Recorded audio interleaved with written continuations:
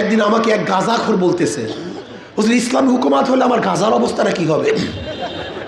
বেড়া চিন্তিত, গাঁজার অবস্থাটা কি হবে? আমি বললাম, ভাই তুমি মসজিদে গিয়ে কি গাঁজা সেবন করতে পারো?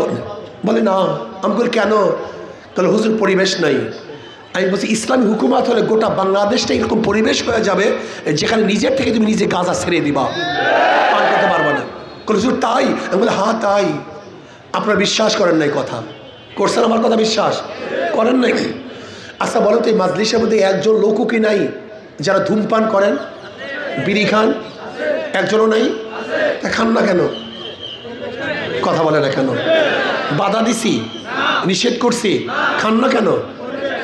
আপনার একবারকে মনে চাইছে একটা বিড়ি টান দেয়? এর নাম পরিবেশ। এই পরিবেশ আমাদেরকে ধ্বংস করে ফেলছে। এই মানুষগুলি স্বর্ণতুল্য মানুষ, আশরাফুল মাখলুকাত, ওয়ালাকাদ কাররামনা বানি আদম। এই আশরাফুল মাখলুকাতকে ওরা পরিবেশ এমনভাবে সৃষ্টি করছে যে মানুষ ভালো হতে পারে না, মানুষ যেন খারাপ হয়। আর ইসলামী পরিবেশ এমন সৃষ্টি হবে যেখানে খারাপ মানুষগুলি ভালো হয়ে যাবে। বিশ্বাস হয় না? ওদের দলে গেলে, পাশ্চাত্য দলে গেলে ফেরেশতা একদিক থেকে ঢুকবে, আজাজিল হয়ে বের হবে। আর ইসলামী দলে আসলে একদিক থেকে আজাজিল ঢুকবে, ফেরেশতা হয়ে বের হবে। বিশ্বাস হয় নাই? আচ্ছা বলেন তো, বুয়েটে আবরার ফাহাদকে কারা হত্যা করছে? হ্যাঁ, আবরার ফাহাদকে যারা হত্যা করেছে সবাই শিক্ষিত, মেধাবী, বাংলাদেশে 1 নম্বর মেধার লোক, সব 1 নম্বর, 2 নম্বর মেধা না। ওরা মেট্রিকে ভালো রেজাল্ট করছে, আইএ ভালো রেজাল্ট করছে, কিন্তু এই দল করতে গিয়ে খুনি হয়ে গেছে, আর মানুষ থাকতে পারে নাই। জাহাঙ্গীর ইউনিভার্সিটিতে 100 ধর্ষণ করার পরে এই মেধাবী ছাত্ররা সেঞ্চুরি পালন করেছে, ওরা মানুষ থাকতে পারে নাই। আপনার পত্রিকায় দেখেছেন যত শিক্ষিত সবাই চোর না, কিন্তু যারা চুরি করে সবাই শিক্ষিত, সবাই শিক্ষিত। তার মানে ওই দলে যদি ফেরেশতা ঢুকে আজাজিল হয়ে বের হবে, আর ইসলামী দলে আজাজিল ঢুকবে ফেরেশতা হয়ে বের হবে। এইটাই নিয়ম। আজকে দেখো তো এই মাজলিস, মারামারি আছে, কাটাকাটি, গ্যাঞ্জাম, লড়ালড়ি, কিন্তু ওদের মাজলিসে কথা বলেন না কেন? যারা নিজেদের মাজলিসকে শান্ত করতে পারে না তারা বাংলাদেশে শান্তি দিতে পারবে না। যারা নিজের দলকে কন্ট্রোল করতে পারে না তারা বাংলাদেশকে কন্ট্রোল করতে পারে না। এটা বাস্তবতা, এইটাই সত্যি। আপনি দেখেছেন স্টেজে বসা আছে, কোনো কে সামনে যাবে, কে পিছনে যাবে, কে এইটা যাবে, কোন ধাক্কাধাক্কি আছে? আর ওদের স্টেজে, তার মানে ওরা নিজেরাই তো সুস্থ না, ওরা নিজেরাই সুশৃঙ্খল না।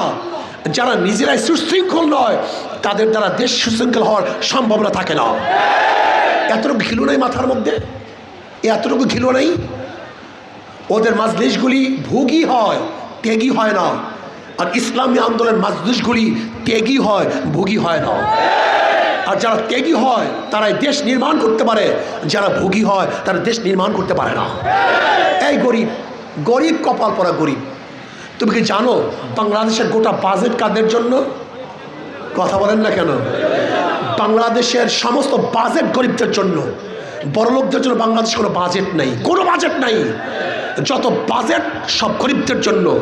কিন্তু বড়লোকরা এই গরিবদের পেটে লাথি মেরে ওদের ভুঁড়ি ফুলায় আর গরিবদেরকে ক্ষুধার্ত রাখে। আজকে গরিব ইসলাম বোঝে না। ওরা মনে করে ইসলাম আসলে আমার দাড়ি রাখতে হবে, আমাকে নামাজ পড়তে হবে, আমাকে এইটা করতে হবে, আমাকে সেইটা করতে হবে, দাড়ি ছাড়া চলতে পারবো না। কত বড় আজীব প্রশ্ন তোমার মাথার মধ্যে। আচ্ছা বলো তো, গোটা দুনিয়ার মধ্যে সর্বোৎকৃষ্ট জায়গা কোনটা? মসজিদ না? আচ্ছা দাড়ি ছাড়া মসজিদে ঢুকছো, একজন ইমাম সাহেব বলছে বের হয়ে যাও? কথা বলেন। উত্তম জায়গায় তোমাকে বের করে নাই, আর ইসলাম হুকুমাত গোটা বাংলাদেশ থেকে তোমাকে বের করে দিবে।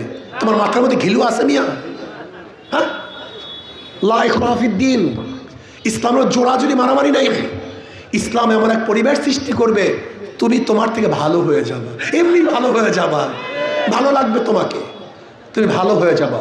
আর মনে রাখতে হবে 2 নম্বর জমিতে 1 নম্বর ফসল হয় না, 2 নম্বর গাছে 1 নম্বর ফল হয় না, 2 নম্বর ওস্তাদের কাছে 1 নম্বর ছাত্র হয় না। চোর ডাকাত বদমাশ ওই 2 নম্বর নেতার কাছেও দেশ কোনোদিন 1 নম্বর হতে পারে না। বিগত দিনে যারা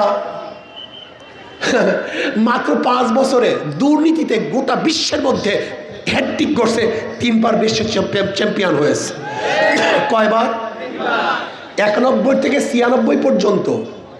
বলেন তো, 91 থেকে বিশ্বের মধ্যে দুর্নীতিতে 3বার চ্যাম্পিয়ন হয়েছে। বলতে পারেন কোন দল? বইলা গেছে বাঙালি স্মৃতির সাথে 40 দিন। বাঙালিকে যত গুতান 40 দিন পর দেখবেন আবার বইলা গেছে, তাই না? তারপরও দুর্নীতিতে বারবার চ্যাম্পিয়ন হয়েছে। আর ইসলাম যদি ক্ষমতায় আসে, গোটা দুনিয়ার মধ্যে 1 নাম্বার রাষ্ট্র হবে বাংলাদেশ, ইনশাআল্লাহ। খাস করে আমাদের মাওলানা জিয়াউল হক সাহেব, এটা আপনাদের শুকরিয়া আদায় করা দরকার। আপনারা চিনেন ওনাকে? কে? এদিকে আসেন তো। এই লোকটা দেখেন, এমনিও তো চেহারা আল্লাহ ভালো বানাইছে। দেখেন, কওমিয়ার থেকে দাওরা ফারেক, আবার আলিয়ার থেকে কামেল, আবার ইউনিভার্সিটি থেকে অনার্স মাস্টার্স, আবার LLBও কমপ্লিট, চেহারাও সুন্দর। আপনাদের ধারণা কি? আপনার এই ভাই তুমি দাঁড়াও, তুমি ওই যে আমার ভাইটা তুমি দাঁড়াও। বলো, ইনি যদি সংসদে যায় চুরি করবে? ওই দেখেন ওই ছেলেটা, আর মনের মধ্যে কাওয়াজ, ইনি চুরি করবে না। এই সাদা তুমি দাঁড়াও, ওই যে পিছনে, আপনার পিছনে বলা, তুমি দাঁড়াও, ওই পিছনে ওই গেঞ্জিওয়ালা, হ্যাঁ দাঁড়াও। আচ্ছা বলো তো, উনি যদি সংসদে যায় জুলুম করবে? দেখছেন? ইস্তাবতা নাফসাক ইস্তাবতা কলবাক। আমরা গাদ্দারি করি আমাদের বিবেকের সাথে, আমরা জুলুম করি আমাদের বিবেকের সাথে।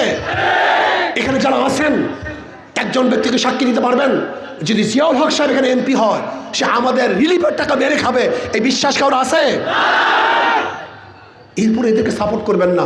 কাদেরকে সাপোর্ট করবেন? চোর এবং বদমাশদেরকে, যারা দেশকে লুটপাট করছে তাদেরকে। প্রিয় ভাইয়ার আমার মহেশখালী কুতুবদিউ এলাকার ভাইয়ার আমার জিয়া সাহেব আসলে বক্তৃতা করেছেন সব এলাকার উন্নয়নের জন্য। আসলে একজন MP প্রার্থী শুধু উন্নয়ন দায়িত্ব না, এটা সেকেন্ডারি কাজ। আপনি কি জানেন একজন সংসদ সদস্যের মূল কাজটা কি? আমরা অনেকেই জানি না। আমাদের সমস্যা এই রাস্তা করব, ঘাট করব, ব্রিজ করব, এটা সেকেন্ডারি, এটা অনেক পরের কথা। একজন সংসদ সদস্যের মূল দায়িত্ব হলো আগামী দেশটা কোন আইনে চলবে, কোন নীতিতে চলবে, কোন আদর্শে চলবে। এই দেশ থাকবে কি থাকবে না, ট্রান্সজেন্ডার আইন বাস্তবায়ন হবে কি হবে না, সমকামী আইন বাস্তবায়ন হবে কি হবে না, সুদ চলবে কি চলবে না, খোদাদ্রোহীরা এদেশে বাসস্থান করবে কি করবে না, এদেশে লুট হবে কি হবে না। এই আইন প্রণয়ন যারা করে তাদের নাম সংসদ সদস্য। এই জন্য কিয়ামতের ময়দানে অনেক মুসল্লি কপালের মধ্যে দাগ দেখবে, লক্ষ লক্ষ ব্যারেল মদের গুণা। অনেক মুসল্লি দেখবে লক্ষ লক্ষ জেনার গুণা। বলবে আল্লাহ, আমি তো কোনোদিন মদ পান করিনি, আমি তো মৌলবী মানুষ, আমাদের দাড়ি ছিল, আমি তো টুপি ছিল। আল্লাহ বলবেন, আমি জানি তুই মদ পান করস নাই, কিন্তু যাদেরকে ভোট দিয়ে সিল দিয়ে মদের আইন পাশ করার সুযোগ করেছ, তোর ভোট ব্যতীত মদের পক্ষে আইন পাশ করতে পারতো। কাজে তোর কারণে মদের আইন আমার বিরুদ্ধে আইন পাশ করতে সক্ষম হয়েছিল।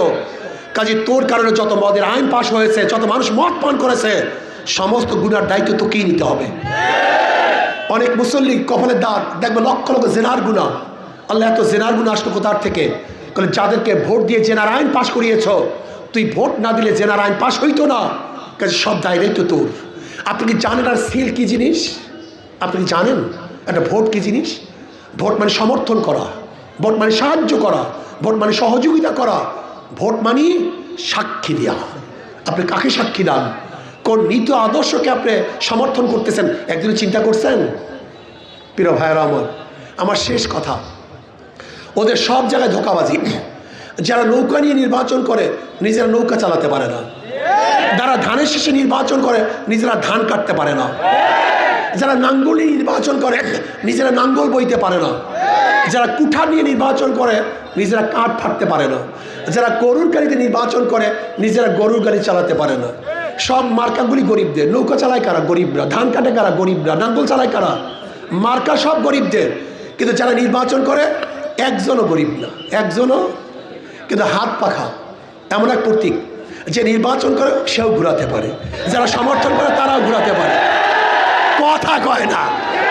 হাত পাখা চালায় বড়রা, হাত পাখা চালায় ছোটরা। হাত পাখা ঘুরাতে পারে পুরুষরা, হাত পাখা ঘুরাতে পারে মহিলারা। শুধু কি তাই, শোনেন শোনেন ফজিলাত শোনেন, হাত পাখা শোনেন, হাত পাখা শান্তি দেয় মুসলমানদেরকে, হাত পাখা শান্তি দেয় হিন্দুদেরকে, হাত পাখা সুখ দেয় মুসলমানদেরকে, হাত পাখা সুখে রাখে খ্রিস্টানদেরকে। কারেন্ট ফেল, হাত পাখা ফেল না, কারেন্ট ফেল কিন্তু হাত পাখা। শুধু কি তাই, ঘুমের সময় কাউর মার্কা বুকের উপরে থাকে না, শুধু একটা মার্কায় শান্তি দিতে যখন ঘুমায় পড়েন, সেই মার্কাটা থেকে বুকের মধ্যে, তার নাম হাত পাখা। এটা সর্বজনীন, এটা সবাইকে শান্তি দেয়, সবার প্রয়োজন। আমি বিশ্বাস করি যদি হাত পাখা বিজয় হয়, এই জাতি বিজয় হবে। হাত পাখা বিজয় হয়, এই দেশ বিজয় হবে। হাত পাখা বিজয় হয়, সর্বশ্রেণীর মুসলমান, হিন্দু, বৌদ্ধ, খ্রিস্টানরা বিজয় হবে, শান্তি পাবে। আমরা কি চাই না হাত পাখা বিজয় হোক ইনশাআল্লাহ? ওই যে পিছনে দাঁড়ানো তারা মনে হয় চায় না, আমি দেখছি ভালো মতো। কি সবাই চাই না ইনশাআল্লাহ? কারা কারা চাই? দুই হাত তুলি, নারায়ে তাকবীর, নারায়ে তাকবীর, নারায়ে তাকবীর। সব মার্কা দেখা শেষ, হাত পাখার বাংলাদেশ। সব মার্কা দেখা শেষ, হাত পাখার বাংলাদেশ জিতবে ইনশাআল্লাহ। হাত পাখা, মুক্তি পাবে জনগণ, শান্তি পাবে জনগণ, রক্ষা হবে দেশ। আল্লাহ আমাকে এবং আমাদের সবাইকে, খাস করে আজকে থেকে কর্মী, আমরা সবাই কর্মী। কয়দিন আর, মাত্র কয়েকটা দিন, ইনশাআল্লাহ বিজয় সিনিয়র আর এক পর্যন্ত নহে সমাপ্ত কর্মমোদের অবকাশ কোথায়, বিশ্রামের। আল্লাহ আমাকে আমাদের সবাইকে কবুল করে নেন।